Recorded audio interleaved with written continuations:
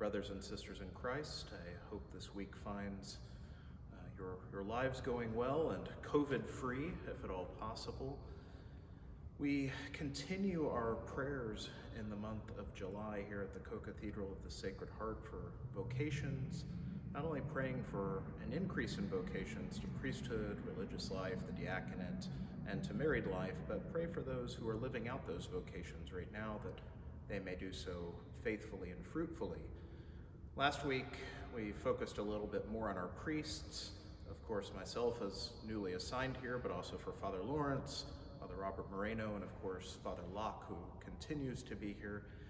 This week, I'd like to focus a little bit more on the Ministry of Deacons, both in the church as a whole and here at the Co-Cathedral of the Sacred Heart.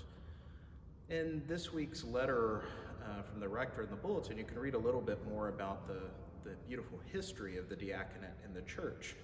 But for the sake of this video today, I just want to share the particular ministry of deacons and how that's lived out and how you can help support them.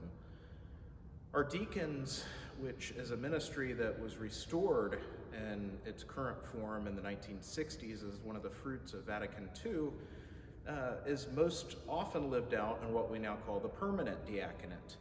But historically, there's also that which we call the transitional diaconate. Those men ordained deacons as part of their path to priesthood.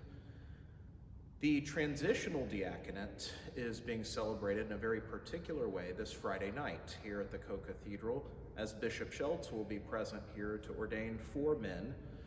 Their names are Joseph White, Wayne Lee, Houston Okonma, and Chad Henry. These 4 men have, like so many things that COVID has impacted, have been waiting patiently since normally they would have been ordained in May. They've had to wait, and God willing, Friday night they'll finally be able to be ordained to the diaconate.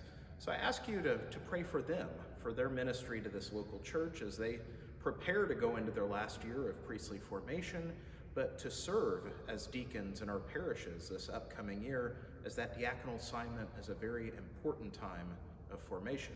I still remember my year as a transitional deacon serving at Our Lady of Mount Carmel in Southeast Houston. So please pray for these 4 men as they prepare to be ordained and that their year and service may be fruitful. Additionally, the life of permanent deacons is important, and at the Co-Cathedral of the Sacred Heart, we're blessed to have 4 of our deacons in ministry here.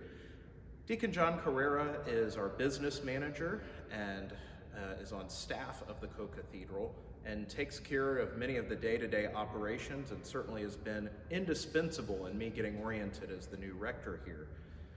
Deacon Daniel Addis helps a lot at our Spanish masses and in many other places.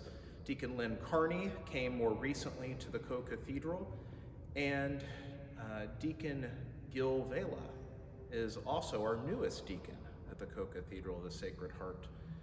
And also in formation, preparing for ordination, God willing, this January is Joe Millhouse, in which case we might have 5. Most importantly, these men are ordained to service, to ministry of the word, of service in our archdiocese, and in service to you, the people of the Co-Cathedral of the Sacred Heart. And so I ask you to join me in praying for them and their ministry, but also the next time you see one of our deacons or their wives, please say thank you. O Sacred Heart of Jesus, we place all our trust in you.